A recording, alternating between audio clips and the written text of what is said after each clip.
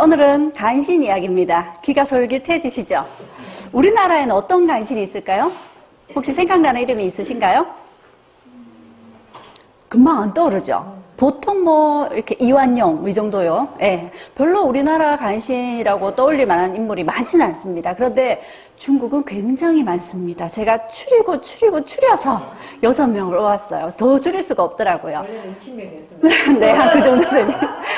네, 그러다 보니까 오늘 조금 강연이 길어질 것 같습니다. 미리 양해를 바라겠습니다. 자, 그러면 중국 역사상 최악의 간신 6사람을 만나보도록 하겠습니다. 역사에 이런 말이 있습니다. 나라를 흥하게 만드는 데에는 열충신으로도 부족하지만 나라를 망치는 데에는 간신 하나로도 충분하다. 오늘 이 간신의 영향력이 어느 정도인지 확인하게 되실 겁니다. 첫 번째가 진나라의 간신 조고입니다. 그러니까 진나라 그러면 진이란 나라를, 이 진이란 나라가 중국을 통일하게 해준 사람이 시황제이죠. 자, 이 시황제 이야기가 나올 텐데 이 시황제가 죽습니다. 시황제는 사실 우리가 시황제 그러면 좀 좋지 않은 이미지들이 많이 떠오르는데 사실 시황제의 긍정적인 측면도 있는데 그 중에 하나가 일벌레입니다. 정말 일을 열심히 해요. 워커홀릭이라고 얘기할 수 있는데 죽는 순간까지도 일하다 죽었어요. 전국을 순행하다가. 그래서 길바닥에서 마차 안에서 숨을 거두게 됩니다. 그리고 유언으로 이런 유언을 남겼는데요. 이 시황제의 죽음과 이 진나라의 권력을 잡은 이 간신이 어떻게 권력을 잡게 되는지가 연결이 됩니다. 시황제가 죽자 이 조고라는 간신이 그 당시 재상이었던 이사에게 이렇게 얘기를 합니다. 황제께서 붕하하셨는데 장남에게 왕위를 계승하고 장례를 준비하라 이렇게 유언을 남겼습니다. 그런데 이 조고가 장남에게 전하는 조서와 옥서가 지금 둘째 아들이 가지고 있다. 왜냐하면 장남은 시황제가 이렇게 백성들을 좀 힘들게 하는 그런 정책들을 할 때마다 첫째 아들이 그러지 말라고 얘기를 하다가 시황제 눈에 이렇게 눈밖에 나게 되어서 그러니까 귀양이라 그러면 좀 그렇고요. 멀리 만리장성을 축조하는 일을 책임하면서 저 외곽으로 보내져 있었습니다. 자, 그래서 둘째가 이 유언장을 가지고 있는데 이 태자를 정하는 것을 우리 두 사람의 입에 달려있다. 그러니 앞으로 이 일을 어떻게 결정하면 좋겠는가 하면서 조고가 이사에게 이렇게 이야기를 합니다. 첫째에게 왕위가 가게 되면 첫째가 황태자로 이제 시황제의 왕위를 잇게 되면 이 첫째가 부소라는 이름입니다. 이 부소에게는 오른팔이었던 몽염이라는 그런 책사가 있었어요. 그럼 당연히 부소가 황제가 되면 재상은 몽염이 되겠죠. 그러면 지금 재상을 맡고 있는 이사 당신은 쫓겨나게 될 거다. 그러니 우리 둘이 부소가 아니라 둘째인 호해를 황제로 추대하면 어떻겠는가. 이렇게 이제 두 사람이 이제 쿵짝을 맞추게 되는 거죠. 자, 그래서 시황제 유언장을 조작합니다. 시황제가 부소에게는 자결을 명했다. 그리고 황제의 자리는 둘째인 호해에게 물려주기로 했다. 자, 그렇게 해서 호해가 2세 황제가 됩니다. 우리가 시황제라는 말 뜻이 시자가 처음 시자죠. 그래서 시황제가 처음 진을 통일할 때는 내가 통일된 중국의 첫 번째 황제, 그리고 그 다음은 2세 황제, 3세 황제, 4세 황제 이렇게 나라가 계속 쭉쭉쭉 이어질 거라고 생각을 했던 거죠. 자, 그렇게 호해가 2세 황제가 됩니다. 자, 그리고 권력은 여전히 조고와 이사가 쥐고 있는 거죠. 2세 황제였던 호해가 정치를 잘하기보다는 시황제의 그런 토목공사들, 아방궁을 축조한다든지 만리장성을 만든다든지 이런 것들을 계속 이어나갑니다. 그러다 보니까 백성들의 삶은 도탄에 빠지게 되었고, 그래서 이사는 황제에게 지금 백성들이 너무 힘드니까 이런 토목공사를 좀 중지해야 됩니다. 이런 얘기들을 합니다. 그런데 그런 얘기를 하는 타이밍이 조고가 지금 얘기하면 됩니다. 지금 황제에게 직언을 하세요. 하고 이사에게 기뜸을 해줍니다. 그런데 그 타이밍이 진짜 이 호해가 그걸 들을 준비가 되어 있는 시기가 아니라 한창 놀려고 할 때, 한창 다른 재밌는 일을 하려고 할 때, 그때 와서 옳은 얘기, 바른 얘기, 직언을 해대는 겁니다. 그러니까 그게 한두 번이지 계속 그런 얘기를 들으면 호해가 짜증이 나겠죠. 결국 그게 폭발해버립니다. 그래서 이사를 쫓아내게 되고요. 그리고 결국 조고가 뒤에서 황제에게 이사에 대한 또 좋지 않은 음모를 꾸밉니다. 그러면서 결국 이사는 죽임을 당하게 됩니다. 그러면 모든 권력은요? 조고가 가지게 되는 거죠. 이 환관이었던 조고가 황제를 내 마음대로 주무르게 되는 겁니다. 자, 그렇게 조고가 진나라의 최고 권력을 가진 그런 인물이 되는 거죠. 그런데 이 최고 권력을 가졌다 해서 우리가 모두 간신이라고 얘기하진 않죠. 자, 이 조고가 어느 정도의 간신이었는지를 가장 직설적으로 보여주는 것이 지록위마라는 이야기가 있습니다. 이 지록위마라는 게 사슴을 가리켜서 말이라고 한다, 이런 얘기거든요. 조고가 사슴 한 마리를 들고 와서 황제에게 제가 멋진 말을 하나 드려왔습니다, 이렇게 얘기를 해요. 또 호해 황제가 아무리 봐도 말이 아니라 사슴인 거예요. 그래서 내 눈엔 사슴으로 보이는데 경들이 보기엔 어떻소? 했더니요, 신하들이 다 뭐라고 했을까요? 말입니다. 이렇게 얘기를 하는 거죠. 그러니 이 당시에는 황제였던 호에는요, 무늬만 황제고 모든 권력은 조고가 가지고 있었던 거죠. 이 조고가 간신으로 황제도 제멋대로, 이 나라도 제멋대로 주무르고 있었던 겁니다. 자, 이렇게 조고는 자신 마음대로 이 진나라를 주무르게 되었고, 결국 이러한 일들이 진나라의 멸망을 초래하게 되겠죠. 결국 이런 조고의 행포에 진나라는 반란이 일어나게 되고요. 왕후장상의 씨가 따로 있느냐 하면서 반란이 일어나게 되죠. 그리고 결국 진나라는 시황제가 자신이 중국의 첫 번째 황제다라고 중국을 통일하고 나서 불과 15년 만에 망해버립니다. 자, 그렇게 진나라를 망국으로 이끈 간신 조고의 이야기였습니다. 두 번째는요, 한나라의 양기라는 간신입니다.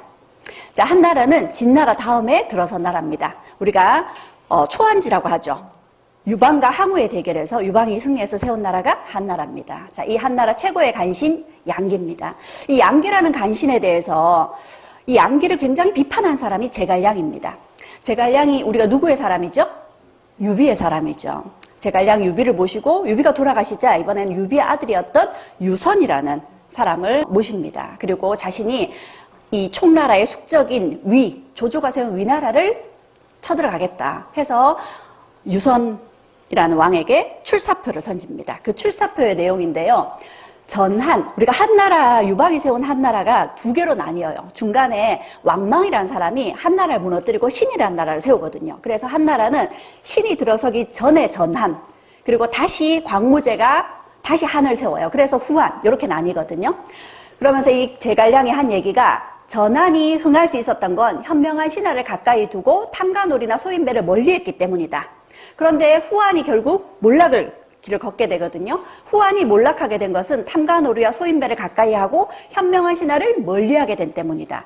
그 탐관오리와 소인배를 가까이 한 것이 바로 대표적으로 양기 같은 간신인 거죠. 자, 그러면 이 양기는 어떤 사람이었는가 한번 들여다보면요, 이 양기는 한나라를 세운 항고주 유방의 아주 먼 친척이었습니다. 그러다 보니까 사실 능력은 별로 없었어요.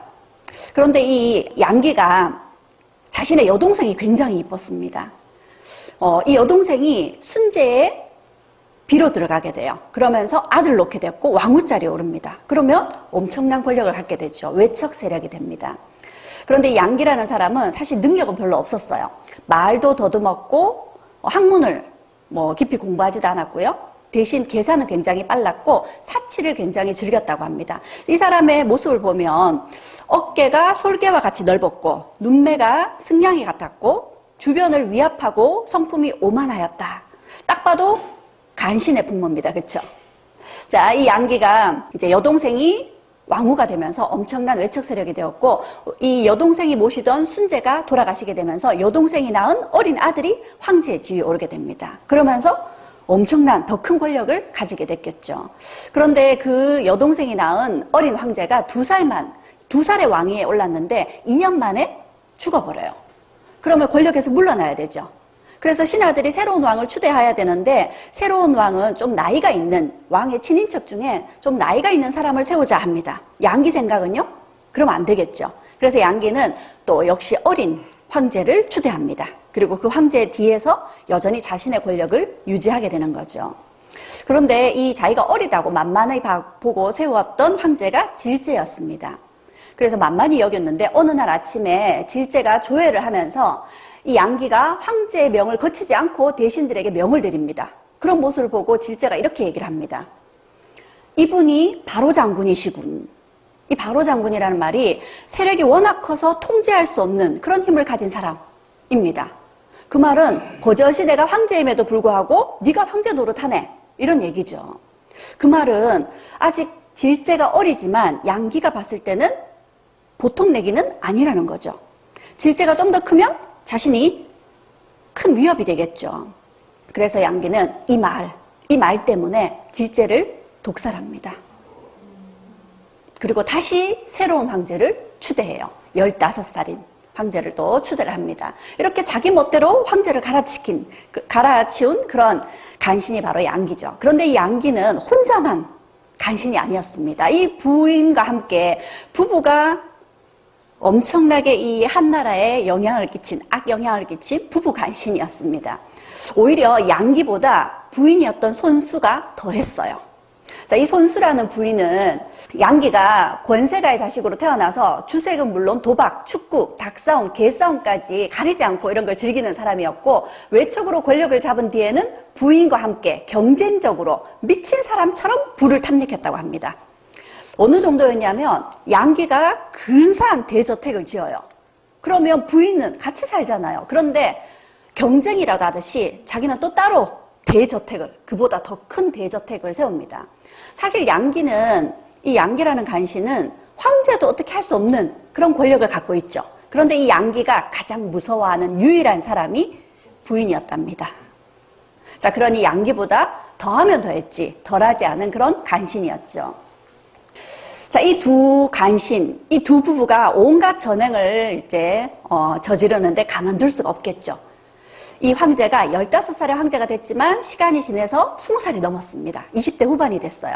이 양기 부부를 가만둬서는 안 되겠죠. 하지만 지금 모든 권력을 양기 부부가 가지고 있으니까 당시에 황제의 편에 서줄 사람이 없었습니다. 이런 황제가 그나마 가장 믿을 수 있는 세력이 황제가 어릴 적부터 궁궐에서 봐왔던 환관들이었어요. 그래서 최측근이었던 환관들을 도와달라 해서 양기를 칩니다. 자, 그렇게 해서 양기 부부를 몰아갔어요. 결국 황제가 환관들을 이끌고 양기 부부를 공격했고요. 양기 부부는 결국 굴복하고 자살을 합니다. 자, 그렇게 마음대로 황제를 갈아치워가면서까지 권력을 쥐었던 양기 부부는 자살을 했고요. 이후에 많은 재산들이 몰수됐습니다. 그리고 친인척이라든지 후손들은 많이 죽임을 당했고요. 그런데 이 양기 부부의 재산을 몰수해보니 한나라의 1년 국가 예산의 절반에 해당되는 돈이 이 집에 있더라는 거죠. 엄청난 또 이 부정부패를 했었던 그런 부부 간신이었습니다. 이렇게 당시 황제가 최고의 간신이었던 양기 부부를 제압했어요. 그럼 이제 좋은 시대가 와야 되겠죠. 그런데 그렇지는 않았습니다. 이번에는 이 황제를 도와서 이 간신을 제압한 환관들이 새로운 간신이 됩니다. 그래서 이들을 10명의 환관들을 우리가 십상시라고 부르는데 이들이 결국 또 한나라의 몰락을 초래하게 됩니다. 그래서 한나라는 양기와 같은 간신, 그리고 이 또 환관들이 또다시 간신이 되어서 이 한나라의 몰락으로 이어지게 되죠. 이번에는 세 번째 당나라입니다. 당나라 최고의 간신 이인보입니다. 자, 이인보라는 사람은 현종 때 사람이에요. 현종이라 그러면 우리가 누가 떠오르느냐 하면 사실 양귀비가 떠오르죠. 근데 사실 이 현종은 당나라 황제들 중에서 당태종이 최고, 그리고 두 번째로 통치를 잘했던 사람입니다. 어느 정도였냐면 현종은 이렇게 얘기했다고 합니다. 짐의 살이 마르더라도 천하와 백성들이 살찌면 아무 여한이 없다. 이렇게 통치를 잘하던 사람이 현종이었고, 그래서 현종이 황제의 자리에 올랐을 때 연호가 개원이었거든요. 그래서 이때의 정치를 개원의 치라 그래서 많은 사람들이 칭송을 합니다. 그런데 문제는 현종이 나이가 들어서 60이 넘어서 정말 사랑하던 부인이 먼저 돌아가셨어요. 그래서 그 슬픔을 이기지 못해서 이제 새로운 사랑에 빠지게 됐는데 그 대상이 양귀비입니다. 그렇죠? 양귀비와는 나이 차이가 35. 자신의 아들의 부인이었습니다. 며느리였죠. 자, 그렇게 양귀비와 사랑에 빠지게 되면서 현종의 치세가 무너지기 시작합니다. 이때 등장한 사람이 이인보였죠. 그런데 이 이인보는 사실 별로 출세할 수 있는 능력도, 그리고 출세할 수 있게 자기를 끌어주는 연줄도 없었습니다. 그러면 이 이인보는 어떻게 권력에 다가갈 수 있었을까요? 이 이인보는 한직에 머물러 있었어요. 그러면 자기는 이제 출세길도 없고 능력도 없고 그러니까 자신이 출세하기 위해서는 출세하기 위해서 자신을 도와줄 사람들로 황관들과 궁녀들과 친하게 지냅니다. 왜냐? 황관과 궁녀들은 누구보다 황제에 가까이 있는 사람들이죠. 그래서 이 사람들하고 친하게 지내면서 이 사람들로부터 황제에 대한 많은 정보를 얻을 수 있을 거다 생각을 한 거죠. 그래서 이인보가 황관들 그리고 궁녀들과 친하게 지냅니다. 그래서 이들로부터 들은 이야기들을 가지고 황제가 지금 어떤 고민을 하고 있는지, 어떤 생각을 하고 있는지 이런 것들을 갖고 자신이 황제의 마음에 들게끔, 황제의 마음에 들 것 같은 그런 이야기들만 쏟아내는 거죠. 자, 그러면서 점점 황제 곁으로 가게 됩니다. 자, 당시에 재상이 장구령이라는 사람이었어요. 이 사람에게도 이 이인보가 아주 이렇게 아첨을 많이 하고 이 재상이 하는 생각에 자신은 전적으로 동의한다 해서 재상에게 늘 이렇게 칭찬과 지지를 해줬어요. 그래서 이 재상은 누구보다 이인보를 믿었죠. 그래서 조금씩 이인보를 밀어줬고, 그래서 이인보가 이 재상 덕택에 황제 곁에서 이렇게 황제와 이야기를 나눌 수 있는 기회들이 많이 주어지게 됩니다. 한 번은 이런 조정에서 이런 논의가 있었어요. 절도사 우성객이라는 사람이 큰 공을 세웠으니까 고위직으로 청거해야 되지 않겠느냐라는 논의가 있었습니다. 자, 그러자 재상이 이렇게 얘기를 합니다. 그렇게까지 고위직으로 이 사람을 추천하는 것은 법에 어긋나는 일입니다. 이렇게 얘기를 해요. 자, 그러자 이인보가 이렇게 반박을 합니다. 관직을 올리는 것은 황제의 뜻이므로 신하들이 뭐라고 할 문제가 아닙니다. 이 얘기를 하니까요, 누가 좋아할까요? 황제가, 현종이 좋아하죠. 우리가 또 사람이 어쩔 수 없이 자신을 띄워주고 자신에게 듣기 좋은 소리 해주는 사람에게 귀가 열리게 마련이죠. 현종이 점점 나이가 들어가고 양귀백에 빠지게 되면서 귀가 좀 많이 얇아졌어요. 그리고 자신에게 이런 이야기를 해준 사람을 아무래도 더 가까이 곁에 두게 됩니다. 자, 그러면서 이인보의 이야기를 듣고 이인보가 더욱 마음에 들었어요. 그런데 또 한 번은 현종이 수도를 낙양으로 옮기자고 제안을 합니다. 자, 그러자 재상이었던 장구령이 이렇게 얘기를 해요. 지금 특별한 이유도 없이 수도를 옮기는 것은 안 됩니다. 불가합니다. 이렇게 얘기를 했죠. 자, 그러자 이인보가 이렇게 얘기를 합니다. 황제께서 말씀하신 일이니 신중히 검토하고 연구를 해야지 단박에 반대하는 것은 신화된 도리가 아닙니다. 이렇게 또 당현종을 축켜 세워요. 그러니 장구령은 굉장히 민망해지고 오히려 이인보는 현종에 더더욱 많은 총애를 받게 됩니다. 이 이인보가 이렇게 얘기할 수 있었던 건 뭐 때문일까요? 미리 황관들과 궁녀를 통해서 지금 이 현종이 무슨 생각을 하고 있는지 정보를 다 얻고 있었죠. 그러니까 황제에 딱 듣기 좋은 그런 말들만 골라서 이렇게 할 수 있었던 겁니다. 굉장한 처세술이죠. 자, 그렇게 황제의 눈에 들게 되고요. 결국 재상 자리를 차지합니다. 이렇게 이인보가 권력의 최정점에 오를 수 있었던 까닭은요, 황제의 마음을 사로잡았던 이 이인보만의 처세술 덕분이었습니다. 그리고 이인보라는 사람은 황제뿐만 아니라 누구도 이인보가 자기를 싫어할 거라고는 전혀 생각지 못한답니다. 누구에게건 저 사람이 정말 싫어도 싫은 내색을 일체 보이지 않는답니다. 정말 저 사람이 싫으면 뒤로 몰래 다른 사람을 시켜서 공격을 하는 거죠. 그래서 현종이 누구를 중용하려고 하면 다른 사람을 시켜서 그 사람에 대한 부정적인 상소를 올리게 해서 귀양을 보냅니다. 절대 자신이 전면에 나서질 않아요. 그리고 바른 말을 하는 충신은 또 다른 사람을 시켜서 모함해서 쫓아내고요. 그렇게 조정을 무능한 자기 사람으로만 채웁니다. 왜? 이 이인보 자신이 능력이 없었거든요. 자기가 능력이 없으니까 자기보다 더 능력 있는 사람이 조정에 들어오게 되면 자기 자리를 빼앗게 되겠죠. 그래서 어떻게든 자기 주위에는 자기 편인 그리고 능력이 없는 사람만 골라서 조정에 들입니다. 어느 정도였냐면 우리가 과거 시험은 인재를 뽑기 위해서 치르는 시험이 과거 시험이죠.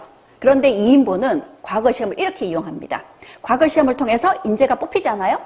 그러면 이 사람은 인재이기 때문에 싹을 자릅니다. 이 과거 시험은 인재를 빨리 찾아서 싹을 자르기 위해서 과거 시험을 치른 거죠. 이렇게 조정을 무능한 사람으로만 포진을 시킵니다.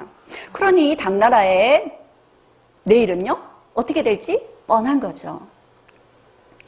자, 그렇게 이인보는 권력의 정점에서 자신의 이런 권력을 계속 유지하게 됩니다. 이 이인보가 한 번씩 이런 정자 혹은 자기의 서재에서 골똘하게 생각에 잠기는 때가 있답니다. 그러면 여지없이 그 다음 날에는 엄청난 사람들의 목이 날아가거나 귀양 보내지는 그런 폭풍우가 시작된다고 하죠. 이렇게 자르기 마음에 들지 않으면 자기 사람들을 이용해서 공격을 해서 자기 편만 이 조정에서 살아남도록 만든 거죠.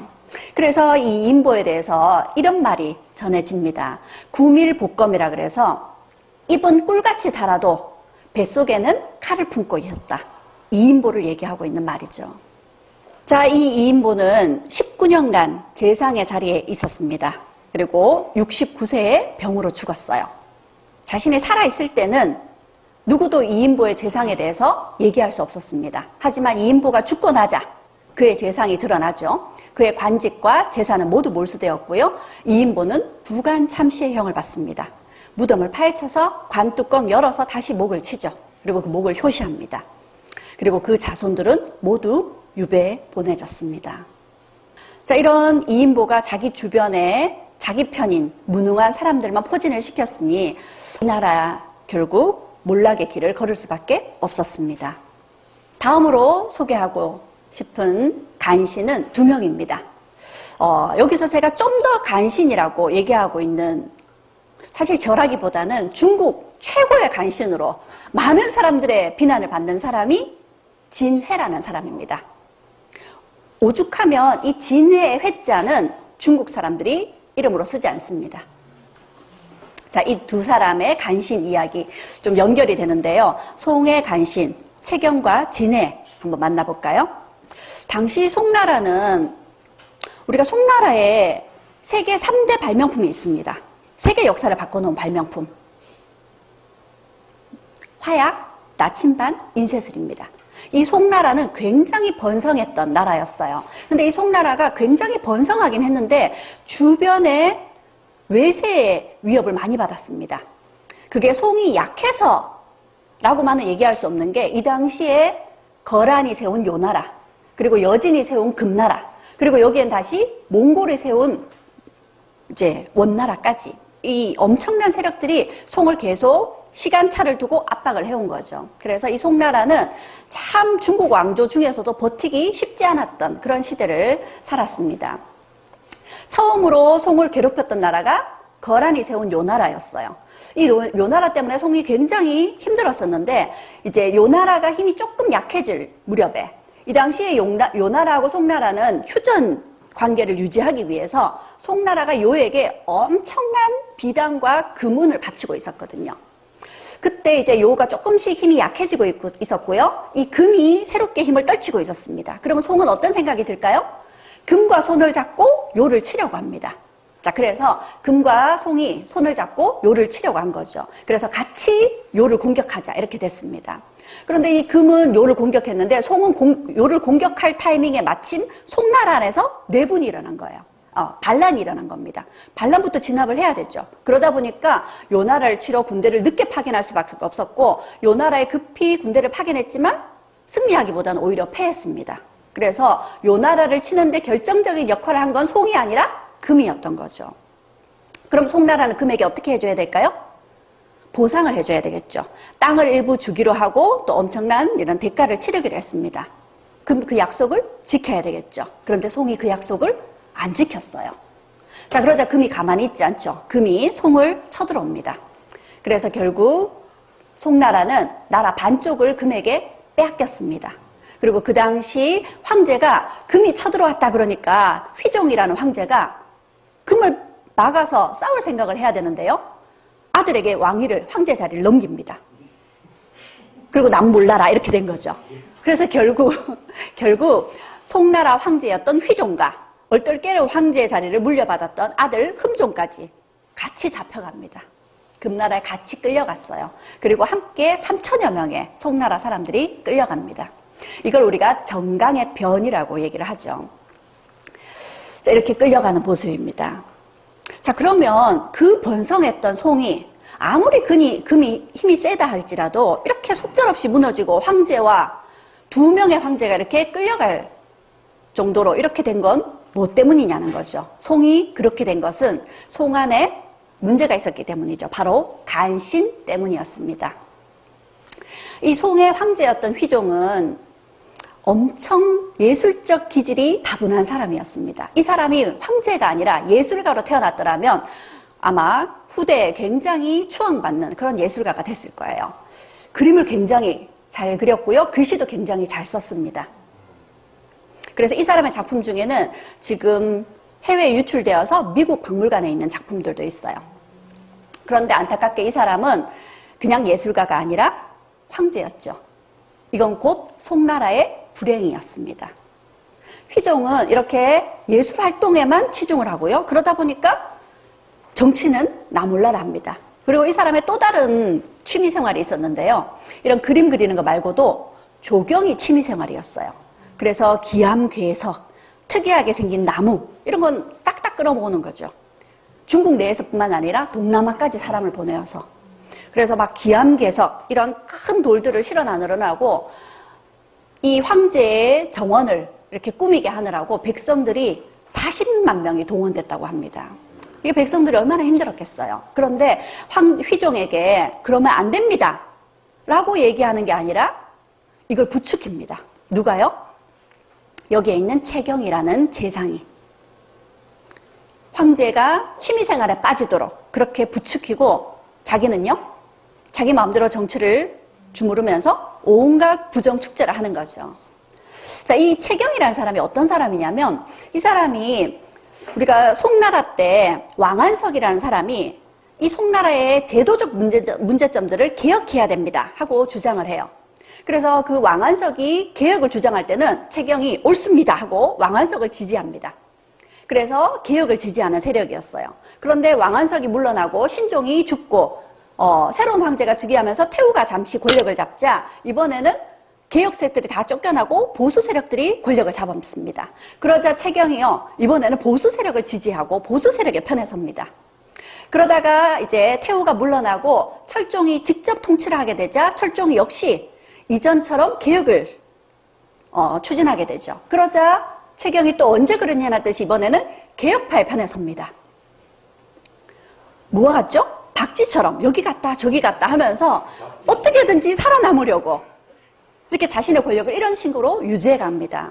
그리고 결국 휘종 때는 휘종 때 역시도 철종이나 신종처럼 개혁을 추진하자 마침 휘종 곁에 있던 환관이었던 동관이 이 채경을 추천하면서 이제 휘종의 눈에 들게 되죠.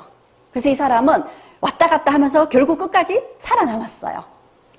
그리고 그때부터 이제 휘종이 정치보다는 예술활동이나 취미활동에 정신이 팔리도록 만들고 자기는 그걸 뒷바라지합니다. 그리고 이 휘종의 취미생활이 굉장히 돈이 많이 드는 일들이었거든요. 그걸 다 뒤에서 이렇게 지원한 거죠. 그러면서 자기는 그걸 이유로 온갖 부정축제를 다 합니다. 몰래도 뇌물을 받았지만 이 채경이 공식적으로 받는 뇌물이 있었어요. 자기 생일날. 이 생일날 되면 끝이 보이지 않을 만큼 사람들이 수레에 재물을 싣고 옵니다. 그래서 이 채경의 생일날은 이 사람들이 이렇게 바치는 것들을 생진강이라 그랬었어요. 근데 이게 얼마나 귀한 보물들이었는지 이걸 탈취당하는 사건이 벌어지기도 했답니다. 자, 이렇게 채경은 휘종이 정치가 아닌 취미생활에 빠지게 만들고 자기가 온갖 부정축제를 했던 그런 간신이었습니다. 그러니 백성들이요 다시 들고 일어나죠. 결국 백성들이 폭발합니다. 그래서 박납이라는 사람을 중심으로 반란이 일어났어요. 당시 반란을 일으킨 사람들이 백성들은 1년 내내 피땀을 흘려서 겨우 약간의 곡식과 피력을 손에 넣을 수 있을 뿐인데 황제의 관리들은 그걸 자기 멋대로 빼앗아가고 있다. 그뿐만 아니라 마음에 들지 않는 일이 있으면 우리에게 까닭없이 매질을 하고 백성 죽이기를 밥 먹듯이 하면서도 눈 하나 꿈쩍하지 않는 형편이다. 세상에 이런 법이 어디 있느냐 하면서 백성들이 반란을 일으킵니다. 그리고 백성들은 반란을 일으키면서 관리를 잡잖아요. 복수합니다. 관리의 배를 갈라서 간을 익혀먹고 심장을 회를 쳐먹고 눈알을 빼서 잘근잘근 씹어먹었다 라는 기록이 있을 정도로 백성들의 불만이 극에 다다랐던 거죠.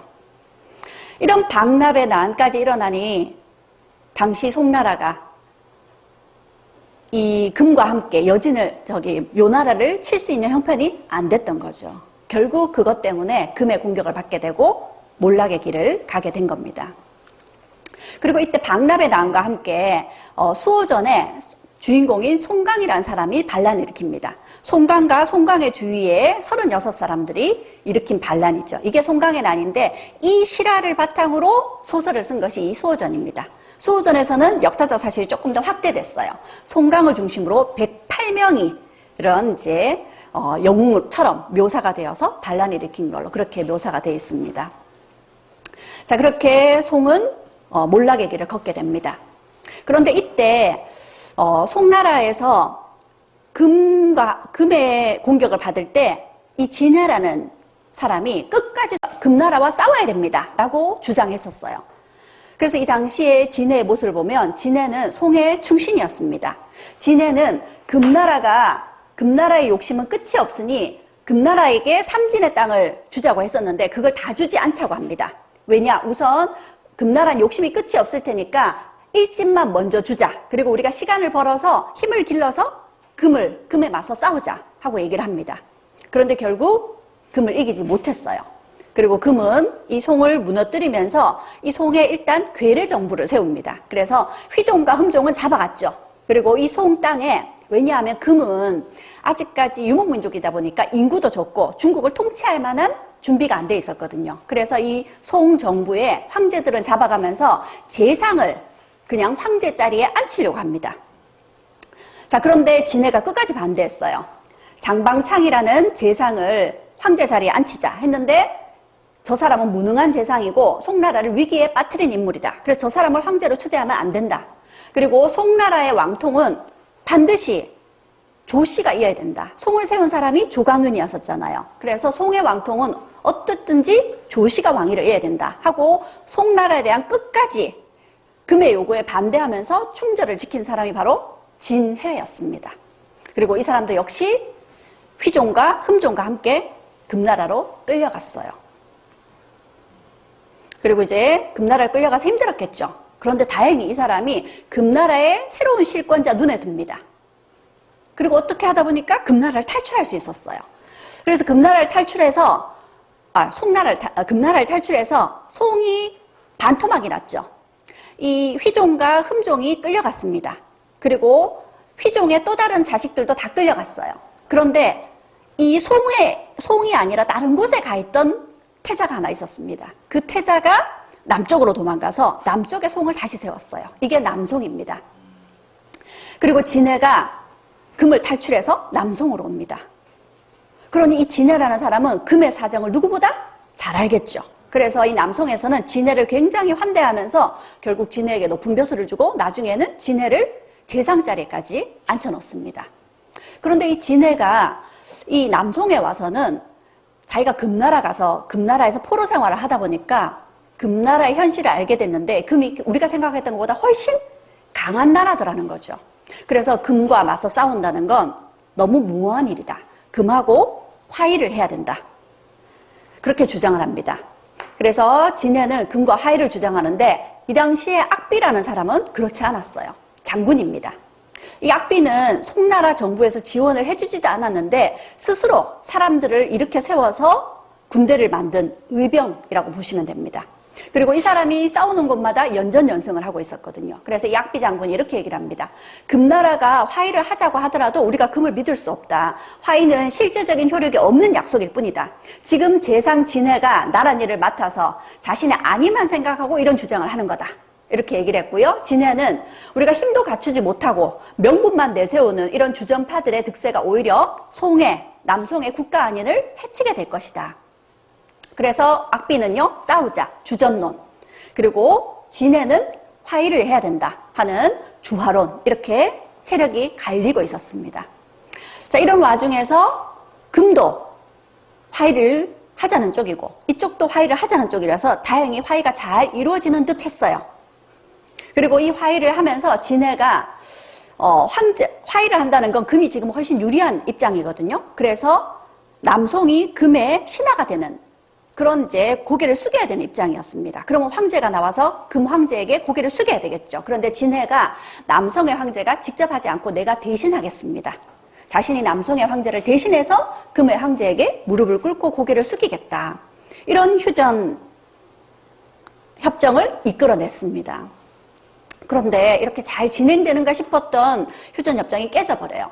금나라에서 황제가 죽고 새로운 황제가 된 사람이 이 남송과는 일전을 치르자라는 쪽이었거든요. 그래서 다시 전운이 감돌게 됩니다.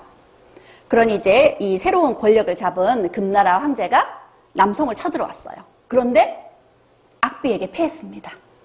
이 악비가 이끌고 있던 군대를 악가군이라고 하거든요. 악비가 승리를 거뒀어요. 그러니까 백성들이 얼마나 환호를 했을까요? 자, 그러자 이 금이 남송을 쉽게 봤는데 그렇지 않았던 거죠. 그래서 금나라에서 이 남송의 내분을 불러일으키기 위해서 이렇게 얘기를 합니다. 휴전을 하게 되면 금나라에 지금 포로로 가 있는 흠종이라고 있죠. 휘종은 나이가 많으셔서 돌아가셨어요. 이제 흠종이 있는데 흠종은 휘종의 맏아들입니다. 그리고 남송의 황제는요, 더 서열에서 밀리는 황제죠. 그러니 금에서 이렇게 주장을 합니다. 이 휴전협정이 체결이 되면 자신들이 돌아가신 휘종의 시신과 흠종을 남송으로 보내줄 거다. 그러면 그 흠종이 남송에 가서 황제가 돼야 되지 않느냐. 명분상으로는 맞는 얘기입니다. 자, 그러자 악비가 이렇게 얘기를 합니다. 금의 요구를 받아들일 것이 아니라 우리가 금에게 이기지 않았느냐. 그래서 금나라 수도로 공격해 가서 휘종의 시신과 그리고 흠종을 모셔오자. 이렇게 얘기를 합니다. 백성들은 다 환호해요. 그런데 이 얘기가 듣기 껄끄러운 사람이 있습니다. 남송의 황제, 남송의 고조였죠. 이 남송의 고종은 이 흠종이 돌아오게 되면 자기 왕위가 위험해지죠. 근데 그걸 드러낼 수는 없습니다. 아버지의 시신도 모셔와야 되고 형님도 모셔와야 되는 게 맞죠. 이런 고종의 심리를 누가 읽었어요? 진해가 읽었습니다. 그래서 진해가 그런 마음을 읽었고, 또 역시 금나라 황제가 남송을 쳐들어왔다가 악비에게 졌잖아요. 그러니까 휴전회담이 성립이 되려면 악비부터 목을 갖고 와라. 악비를 죽여야 우리는 휴전 화해를 하겠다 합니다. 그러니 이 진해가 고종의 그런 내심을 읽고 악비에게 모함을 해서 반란을 일으키려 했다 해서 악비를 죽이게 됩니다. 그렇게 악비를 죽였고, 악비가 죽자 당시 악비와 함께 의병을 일으켰던 한세충이라는 사람이 이렇게 질문을 합니다. 악비가 반란죄로 죽었다 하거든요. 고작 그 세 글자로 악비의 죽음을 천하에 어떻게 납득시키겠냐. 악비는 사실 죄가 없다. 도대체 무슨 이유 때문에 악비를 결국 죽음으로 몰고 갔느냐 따졌습니다. 그러자 진해가 이렇게 얘기를 해요. 막수유라고. 악비가 죄를 저질렀을지도 모르니까 죽인 거라고요. 이런 명백한 이유도 없이 악비를 처형해버렸습니다. 그러니 그 당시 민심이요, 악비에게 많이 측은한 마음으로 쏠렸겠죠. 그리고 진해는 이 민심에 반하는 그런 주장을 하게 된, 그래서 결국 악비를 죽음으로 몰고 간 사람이 되어버렸습니다. 그래서 진해는 악비가 죽고 이 금나라와의 휴전을 성립시키고 자신은 재상 자리에 17년간 계속 권력을 누렸습니다. 하지만 죽고 나서는요, 죽고 나서 반전이 이루어집니다. 이 금나라가 끝까지 힘을 떨칠 줄 알았던 금나라가 조금씩 힘이 약해지면서 이번에는 새로운 강자가 또 등장합니다. 몽골 사람들이죠. 자, 이 몽골 세력들이 커지게 되면서 몽골 세력이 커지니까 이번엔 남송이 이런 생각을 합니다. 그러면 지금 남송을 괴롭혔던 게 금나라였잖아요. 그럼 몽골과 손을 잡고 금을 치면 어떨까? 이런 생각이 들어요. 그래서 조정에서 그런 여론이 일어났습니다. 그럼 그런 여론이 성립되려면 금과 화친을 주장했던 사람은 어떻게 돼야 되나요? 비판받아야 되죠.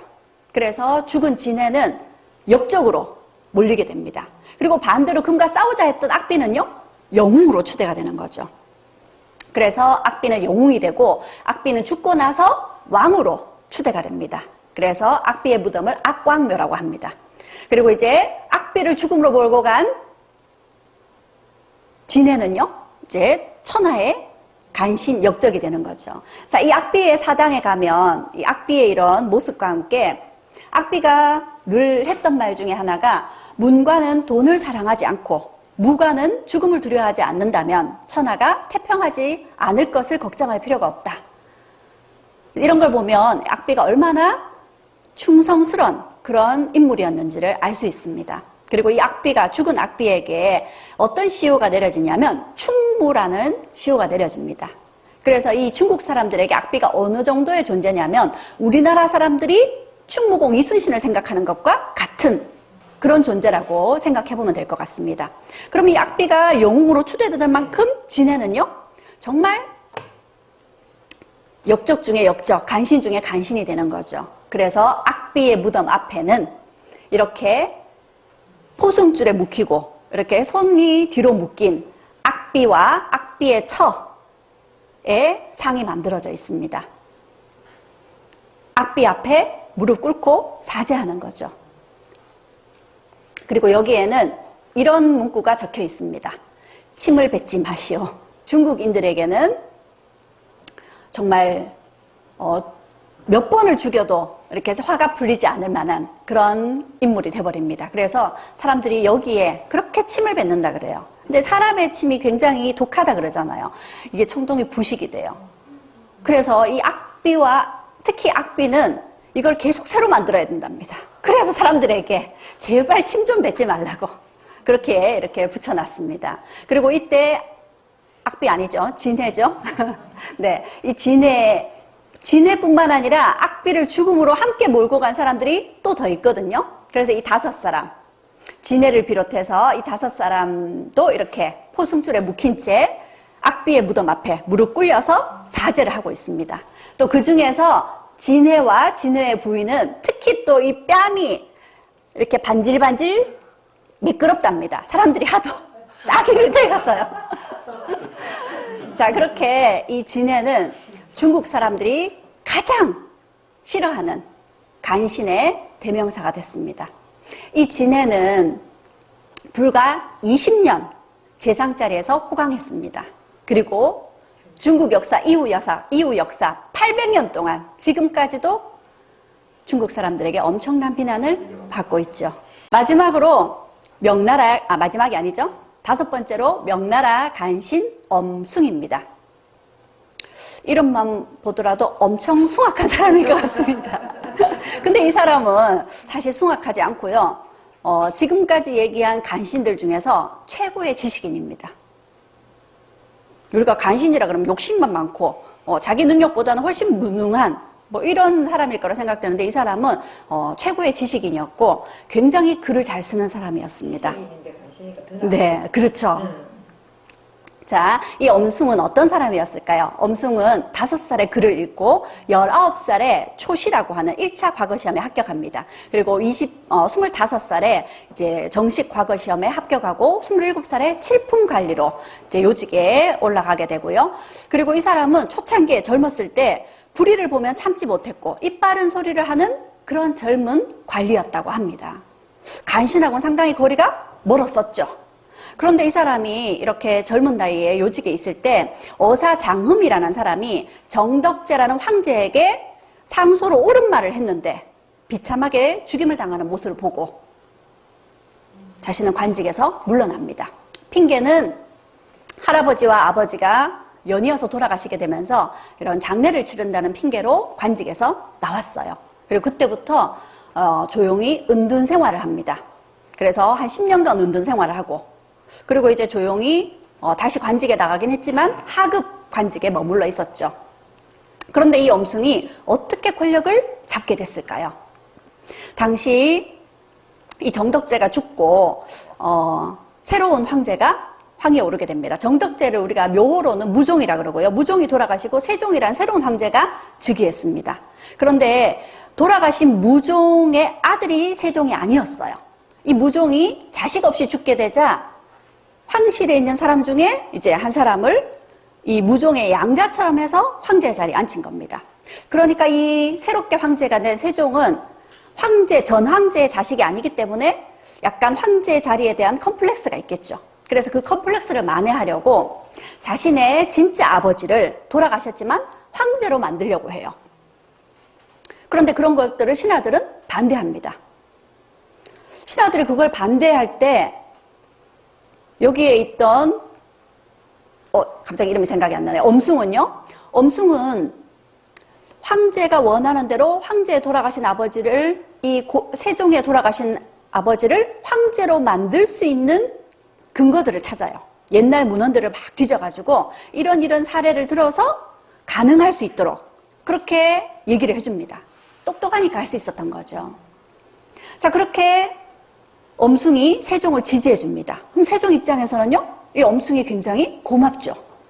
그래서 엄숭을 총애하지 않을 수 없게 됩니다. 자, 이렇게 자신의 아버지를 황제로까지 이제 추대하려고 한 것이 콤플렉스 때문이었죠. 그런데 여전히 콤플렉스를 극복하지 못하고 이 명세종이 도교에 빠집니다.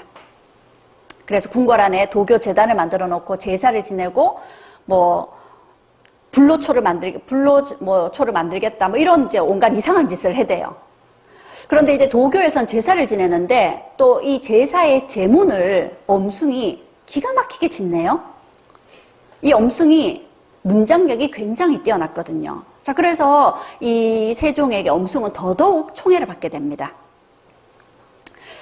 그리고 이 당시에 이 세종은요, 도교에만 빠져 있었어요. 정치에는 또 관심이 덜합니다. 그러던 때에 이 타타르는 몽골이 힘이 약해지고 나서 몽골 일족의 몽골의 후손들이 또 세운 세력인데 이 타타르가 중국을 공격합니다. 국경을 쳐들어온 거예요. 그럼 명해서는 어떻게 해야 될까요? 빨리 군사를 파견해야 되겠죠. 그런데 세종이 정치를 나몰라라 하니까요. 이 당시에 엄숭은요. 여기에 직접 군대를 파견하기보다는 오히려 군량미를 자기가 빼돌립니다.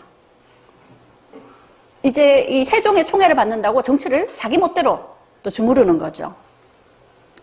자, 그렇게 엄숭이 제멋대로 정치를 펼쳐대니까 일부 이 엄숭의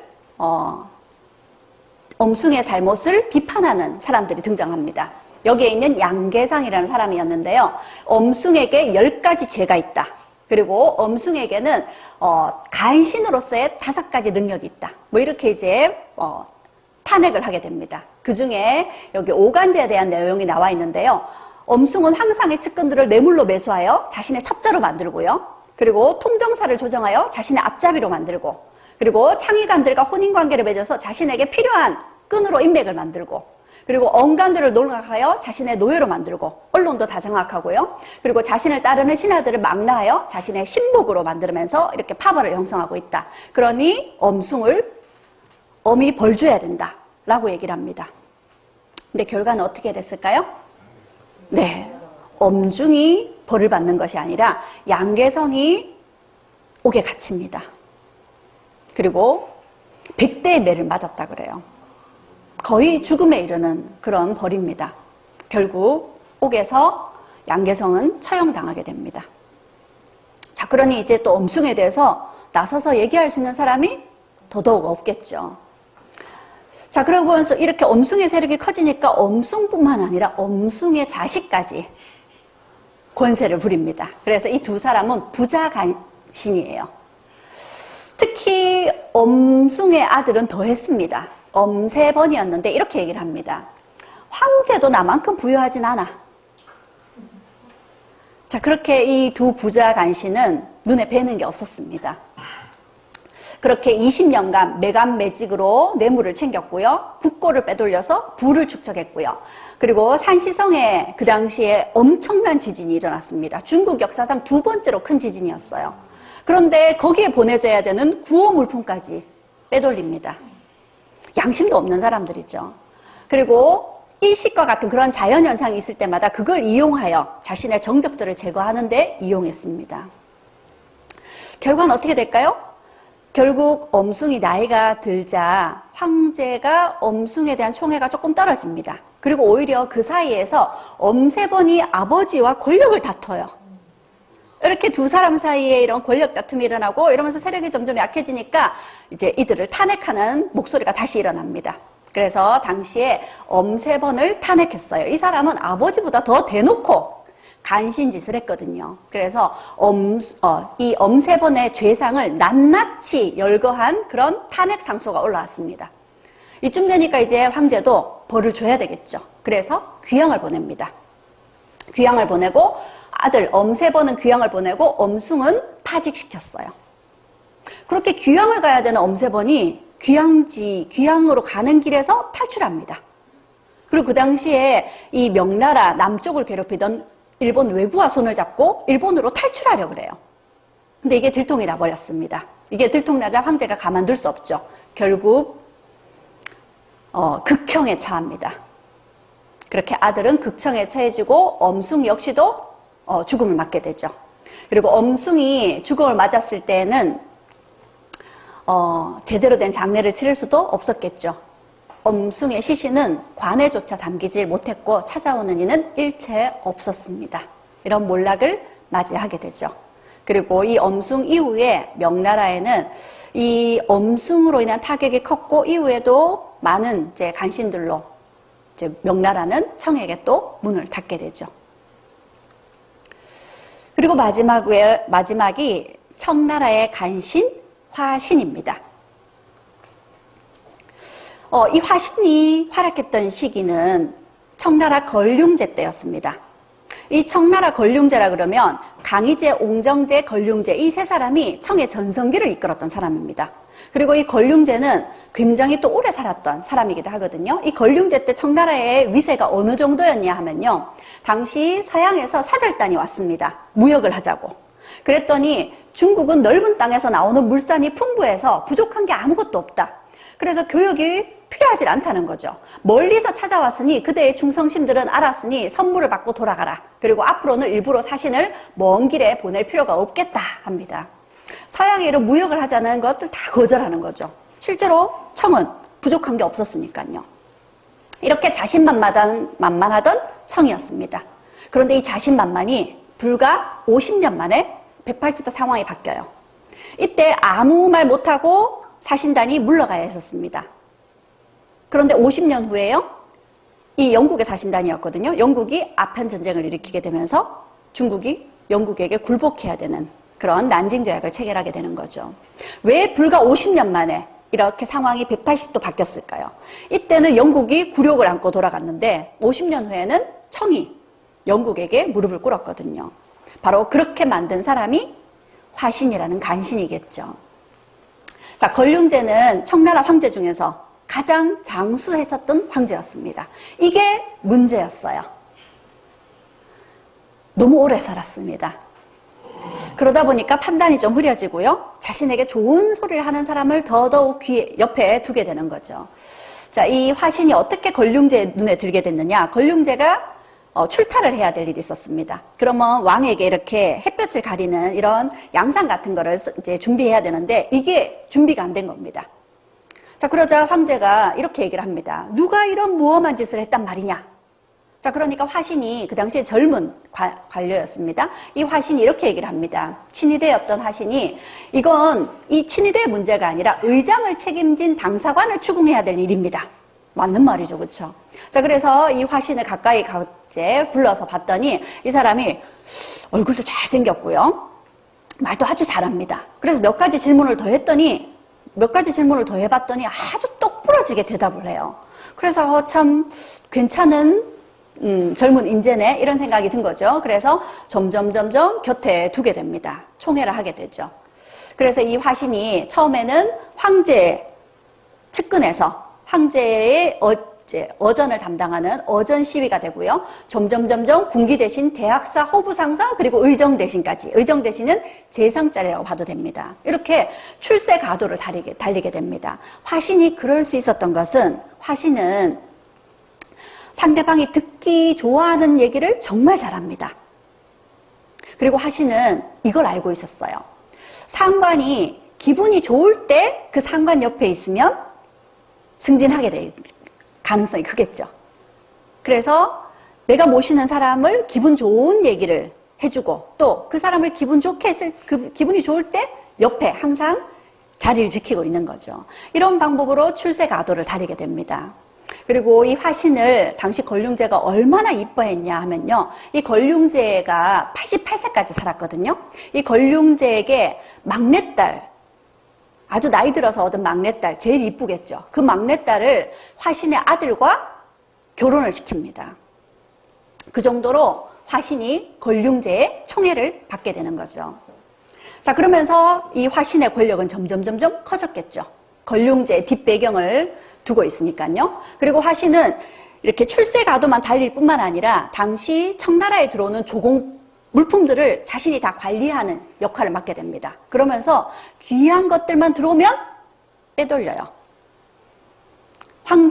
청나라로 들어오는 조공품의 4분의 1을 빼돌렸다고 합니다. 그리고 뿐만 아니죠. 매간매직으로 엄청난 돈을 벌었습니다. 그렇게 부정축제로 돈을 벌었는데 이 화신이라는 사람을 우리나라 이 열화일기를 썼던 박지원이 직접 만났었다고 합니다. 열화를 찾아갔을 때 박지원이 만났는데 그때 박지원이 화신을 보고 이렇게 얘기했답니다. 화신은 눈매가 곱고 준수한 얼굴이었고 얼굴이 가파르고 경박스러우며 날카로워서 덕이 없어 보였다. 원래 황제의 수레를 호위하는 병사 출신이었는데 성격이 교활하고 윗사람의 비위를 잘 맞춰서 불과 5, 6년 만에 궁궐의 모든 문을 통제하는 책임자가 되었다. 그리고 화신은 병부상서 복용왕과 함께 황제의 좌우에서 황제를 보필하면서 그 위세가 대단했다. 이렇게 본 거죠. 그리고 또 박지원은 저렇게 지금은 위세가 대단하지만 화신이 언젠가는 걸륭제의 눈밖에 날 거다. 이렇게 예측을 했답니다. 그런데 그 예측은 빗나갔어요. 걸륭제는 죽을 때까지 화신을 벌주지 않았답니다. 그런데 그 화신이 걸륭제가 죽자, 걸륭제가 돌아가시자 화신의 제낫이 드러납니다. 화신의 제낫이 드러나서 보니까요. 화신의 재산은 그 당시에 8억 냥이었다고 합니다. 이게 어느 정도 수준이냐면 중국 역사상 최대의 재물입니다. 청나라 조정의 1년이 아니라 10년 예산치입니다. 중국 역사상 최고의 권력을, 최고의 재물을 모았던 사람이죠. 당시 청나라가 청일전쟁에서 지고 일본에 배상해야 됐던 배상금이 2억 냥이거든요. 어느 정도인지 또 실감이 되시죠. 그리고 걸륭제 사후에 화신은 바로 다음 황제였던 가경제에 의해서 체포됩니다. 그리고 재산은 모두 몰수당했겠죠. 자, 그리고 극형에 처해지라는 명을 받았습니다. 그 극형이 죽을 때까지 살을 한 점 한 점 도려내어서 죽을 때까지 이런 극형이 내려졌는데 당시 화신의 며느리가 누구였어요? 걸륭제의 막내딸이었죠. 오빠에게 그건 너무하다. 벌을 좀 약하게 달라 해서 자결하는 걸로 대체했습니다. 그렇게 자결하게 되고요. 화신은 몰락합니다. 그리고 화신이 갖고 있던 모든 재물은요. 가경제에게 갔겠죠. 그래서 사람들은 화신이 넘어지니 가경이 배부른다 했답니다. 이 가경제는 어떻게 해야 됐을까요? 화신의 8억 냥의 재물을요, 국고로 환수하고 백성들에게 돌려줘야 되겠죠. 그런데 그러지 않았던 겁니다. 그러니 걸륭제 이후 이제 청의 몰락은 불보듯 뻔한 거겠죠. 자, 지금까지 중국 역사상 최악의 6 간신들, 진나라 조고, 한나라의 양기, 당나라의 이인보, 그리고 송나라의 채경과 진해, 그리고 명의 엄숭, 청의 화신까지 같이 살펴봤습니다. 간신이 국가에 미치는 영향 어느 정도인지 보셨죠? 뭔가요? 간신이 국가에 미치는 영향, 망국입니다. 그러니 앞서 얘기했던 대로 나라를 흥하게 하는 데는 10명의 충신으로도 부족하지만 나라를 망하게 하는 데는 1명의 간신으로도 족하다 했잖아요. 그런데 간신은 정해져 있나요? 아닙니다. 그렇죠? 누구나 간신이 될 수 있지 않을까 싶습니다. 누구나 사람에겐 욕심이 있고 권력을 가지길 바라고 기회가 오면 그 기회를 잡고자 하죠. 그래서 사람에게 누구나 이게 있는 것 같습니다. 간신 본능. 들어보셨는가요? 들어보시지 않으셨죠? 제가 만든 말입니다. 제가 만들어 놓고도 너무 뿌듯하네요. 사람의 마음속에 누구나 이런 게 있는 것 같습니다. 그래서 링컨이 이렇게 얘기를 했습니다. 누군가의 인격을 시험하고 싶다면 그에게 권력을 맡겨봐라.